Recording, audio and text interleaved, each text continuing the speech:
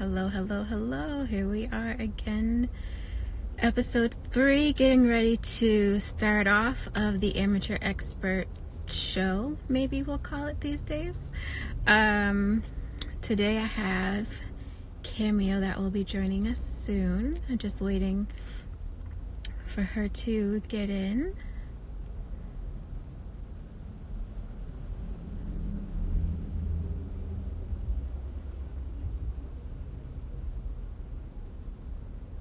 Let's see.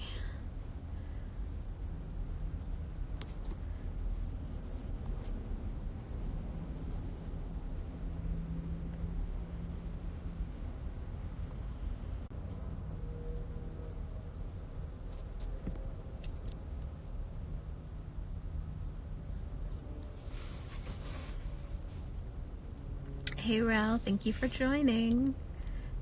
There's got to be like some prize, and you're gonna win it because you've been there from the start.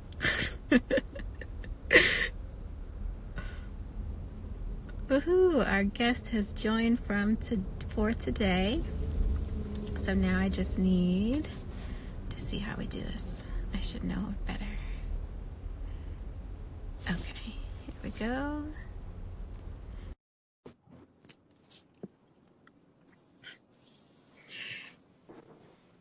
Hey, Hey, uh-oh, you're sideways. wait. I have files open, so I'm trying to. Okay. Oh, wait. That's weird. I'm at the bottom. What if you turn your phone? Okay. If you turn it, then you might be. Better. There you go. Hey. How are you? How are you? I'm excited. Me too. It's Tuesday. It is Tuesday, Talk Tuesday, and welcome to the Amateur Expert Show. Yeah. So, I wrote up a little blurb. Okay. So let's get started. All right, so I am here today with Cameo Parks, who is currently a youth program manager at a nonprofit organization. Her charge is to aid low-income families in eliminating generational poverty for themselves and for subsequent generations. And she is also committed to the empowerment and preservation of family units and at-risk. And she's been committed to doing so since the early 2000s. And today we're going to discuss your current role, as well as the path that it took you to get there. Mm-hmm. Any tips and motivators that you've sort of used to get yourself along that path, as well as your ideas of success at each stage. Right. So thank you for being my guest today. And if you could give us just a little bit of a description of your current role. Okay. So currently I'm a youth program manager. What that means is I recruit youth and typically at-risk youth and business partnerships in the community to align them with education and training. So I pay for their education, right? So if they've been a high school dropout, pregnant, the homelessness, sort of all of that stuff, right, that we consider at risk. And then I pay for their education and training to further their education, offer some supportive services around that, and then transition them into the business partnership so that they have a place to go once they complete their degrees. So that sounds like rewarding work to do. It is rewarding. It is exhausting as well. I can imagine. So it is definitely rewarding. Tell me this: when you were a youth yourself, what were your career goals, or what were your aspirations? What were you looking to do? So probably the first thing I ever remember wanting to be was a judge. Okay. And it was probably definitely the black robe and the affluence that goes along with that. right? And the ability to overturn a decision or make a final decision about a situation that maybe needed justice or needed a fair sort of perspective or a different perspective. So that was that's what I thought I would become or wanted And to what be. was the motivating factor behind that? Like, how was that seed even planted? I honestly don't remember. But I Okay. remember sort of seeing myself always thinking, I need to do that. I could be that. That's me. Like I could do that. And I don't know if I saw it like on a TV show. I don't know. I don't know judges, right? I didn't grow up around attorneys. I didn't grow up around judges. So I'm not even really sure, but it's always a place I saw myself from a very sort of young age. And what did success look like for you at that age? Um, Success looked like as a young person, it looked like affluence, access. It looked like respect, a level Mm-hmm. of wealth, um, and so yeah. So how did you get from wanting to be a judge to being a program manager for at-risk youth? So life happens, right? And honestly, I feel like my aspiration or the picture of me being a judge was very early on. And then life happens, right? And reality sets in. And for me in my life and that journey in real life, I never thought I would go to college, right? So the college wasn't in the plan. It wasn't a Okay. part of what I saw for myself. As I got older, graduated high school, for me, the big deal was working at Yale New Haven Hospital, right? Because that's what everybody does. You go to work for the university or the hospital, and that's just kind of it. Mm-hmm. And then I had an opportunity to attend North Carolina A&T, Aggie Pride. I had an opportunity to, attend school. I moved away and did that under the guise of a marketing major. And one day I was presenting, and the chairperson from the speech communications department was in there, and she was like, you are in the wrong major. Oh my goodness, you have no idea. Like, you need to be in public speaking, like you need to be in like PR. And I was like, really? Now that's a large time span, right? So you're talking 20 something years, right? But what she didn't know is that I had spent uh, the latter part of my youth advocating for at-risk youth who were in foster Mm-hmm. care, because that had been my situation. So I didn't realize that all of the work and sort of my crassness and my being direct and Mm-hmm. always argue and debate and have a voice and wanting to be heard and seen, right? I Yeah. didn't realize that that would or could be a profession.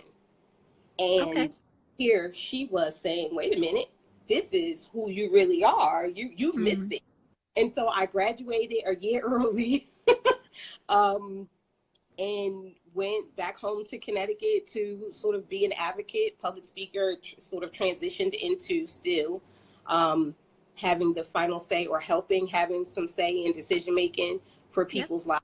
So I stayed committed to that from graduation up until now. Every career choice has been along the lines of serving at-risk populations. That's great. Um,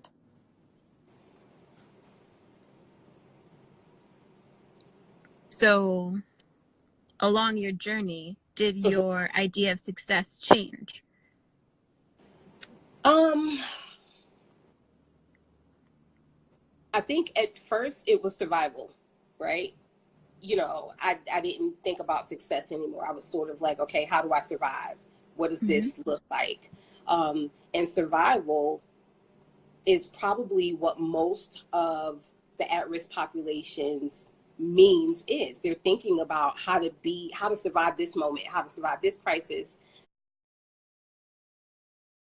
Rent page, How do I survive this relationship? What do I do as a single parent? You know, so I'm thinking about all of these moving pieces constantly. It was not until later in my career that I began to see success as something tangible that I could have, that was still sort of, I don't need to be in front, but I still need a seat at the table, right? I'm still very comfortable being a conduit of information.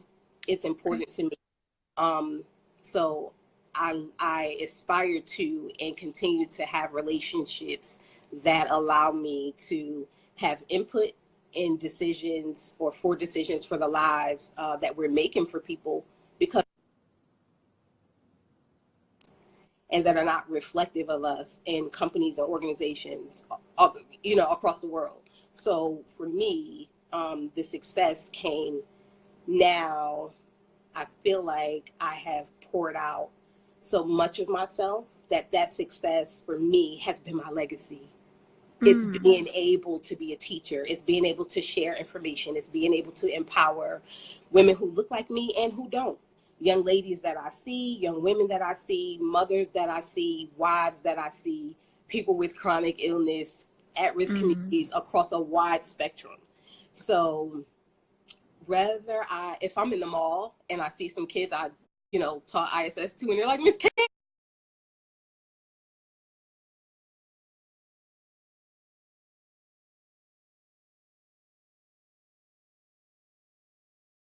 never thought I would be in nursing school, but you helped me. I didn't know how to do this. I didn't think I could do this. That is success for me. That is my legacy. Okay. So that's my legacy and that's my success. So what is something that you have learned, or that you're still learning, that you wished you knew when you first started out? Ooh, boundaries. Okay. Because I am Professional or personal, or both? both, because for me, they cross the line. They cross the line. So okay, so here's something I used to say to the ladies that I worked with. When I sit at the table, right, at a meeting, making decisions about your lives and the programs and things that I serve, I don't sit there for me. I sit there representing all of you, right? All of these people. And so for me, in many cases, I cross boundaries. And so where most people are like, okay, you know, we're going home and I can't find this person. I don't know where they are. I'm in the neighborhood. I'll be knocking at your door. I haven't seen you. I want to make sure you're okay.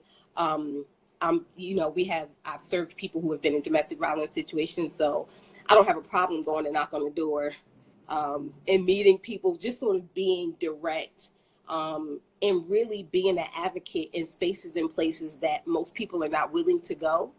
But because of that, right, that challenges my personal self and puts me in a space that could jeopardize, right, who I am sort of personally. Okay. And so, and learning to master that, it's only been the ladder of my career that I've figured out, like, wait a minute, I need to have a boundary here. Everybody can't have the same level of access. You can't get everybody out the bed and walk them through the steps. You know, you can't do that for everybody. You can't give that much of yourself, but I don't understand how not to. And I don't usually have the desire to not to. You know what I mean? To sort of be like, well, whatever, because they didn't show up today. That happens, but it's not often. And I'm so passionate about it because I've lived it. And so I'm learning how to, one, give the information, be the demonstration, and leave it at that. And then let people do their part in the process. And not everybody's in the same space. So that's a challenge, because I see that there's some people that I need to go to their home. I need to be more intimate with. I need, you know, they have access to me. They can call my cell phone if something is happening. You know, they know Aaron. You know, so I've built literally families out of people that other people have cast away or considered unworthy. And Sometimes it's exhausting and to my own detriment. But I'm just, So again, I'm just learning the boundary part. you're learning to set a boundary and then stick to it. Yes. Sometimes. Because that's important. Yeah, it is. But in my head, I don't think about it. I remember I had a young person that I hadn't heard from, and it wasn't unlike her. And she wasn't a young person, but unlike her. And I knew that she had a history of some things. And so I was like, listen, I'll be back. I'm going to do a home visit. And they're like, Cam, you can't go do a home visit by yourself. What if this person comes out? And I was going back and forth with them until my supervisor was like, listen, if this guy comes out shooting, what about Aaron? Right. And at that moment, I was like, okay, you got me. I quit. But until I said that, I couldn't even rationalize the thought that someone that I'm working with, right, and that is a part of my circle and my family that I've created out of these individuals or with these individuals, I couldn't grasp that I would just leave them hanging, that no one would be there, right, to sort of help or do something. I couldn't wrap my brain around it. So it seems like you're passionate. So things that you're super passionate about, it's harder to realize that you need to create a boundary because the fire is burning inside of you and you don't know how to set a limit. Absolutely. That's interesting. Because I think all of us have that in us to a certain degree, and it just varies on what that passion is for you. Mm-hmm. Mm-hmm. So it seems to me that although you're not a judge, right. Although you're not a judge, it seems to me that you have still stayed sort of in alignment with what you saw or thought that the judge would represent, and what it represented to you at that time. Mm-hmm. It's very much a part of my characteristic. I've seen it, and as I was thinking about this interview, I was thinking, oh my goodness, I have become this person outside of what it looks like, right? Mm-hmm. But literally the characteristics, how I operate, the need to be fair, the need to have justice, the righteousness that goes along with my personality, how I deliver a thing in a meeting, especially in spaces, again, where the populations that we serve are not represented all the time. Mm-hmm. And so for me, that is like, how dare you make a decision for a life family that you know nothing about outside of these statistics? That's fine. The statistics are fine, but you got to do more than that. And you need to act. Absolutely. So I bring it to every level. It's good that there's someone like you that's at the table. Yeah. And not necessarily, behind the, what is it? Where do the judges sit? Behind the stand. Right. Because you're at this point, it seems like you're making, more of an impact, and it's more maybe direct or widespread than it would have been if you had gone down that path. Absolutely. So this is good. So that's all I have. And I want to thank you for sharing your story. And I pride myself on knowing a little bit about a lot. So my last question is there something that you can share with me that is a random tidbit of information that I can pull out of my pocket one day and say, did you know? Or I just found out? Yeah. I would say, remember this. You hear oftentimes these notions about your passion. Follow your passion, do what you love, do what you're passionate about,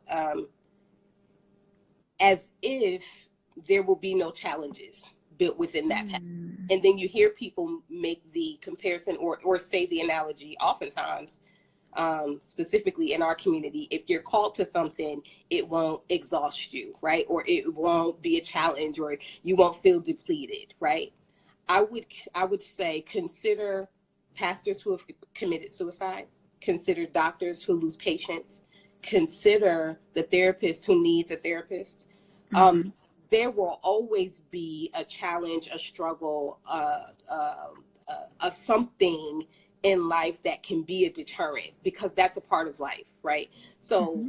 do I wake up any less passionate because today I realized I just bummed on a person? Like, I can't, okay, today, you're in the program, but you don't want to be in the program, you don't want to come back, you're not compliant. Have I lost? Does that mean that that's not my passion? No, it's that you get up and try again, and that you stay committed to that thing that you love. Because you love it, you'll be more committed to it, not because it's just some Because it's thing easy. everybody's talking about, and because it's easy, because it's not easy. And when you're passionate, it's not supposed to be easy. I think that's a misconception, and it does people a really large disservice. That is perfect. Multiple. Well, thank you. So, the last thing that we do on the show is we allow the guests, if they'd like to, share their social media handles so that they can learn more about you, or where to find you online. And I'd like to afford you the same opportunity. So I am at Cams_speaks at Instagram, on Instagram, however that works. Clearly I'm You got not. it. I'm also at Cam Speaks on Facebook. I post there occasionally. I've charged myself to do one a day for the next couple of days. Nice. And Google me. Like, I'm Cameo Parks, the public speaker, KAMEO PARKS. You can find me. All my information is available. I do workshops, I teach, I public speak. I just encourage people from all walks of life doing a lot of things. So Perfect. thank Well, you thank you. for having me. Absolutely. This has been perfect. Thank you. You're welcome.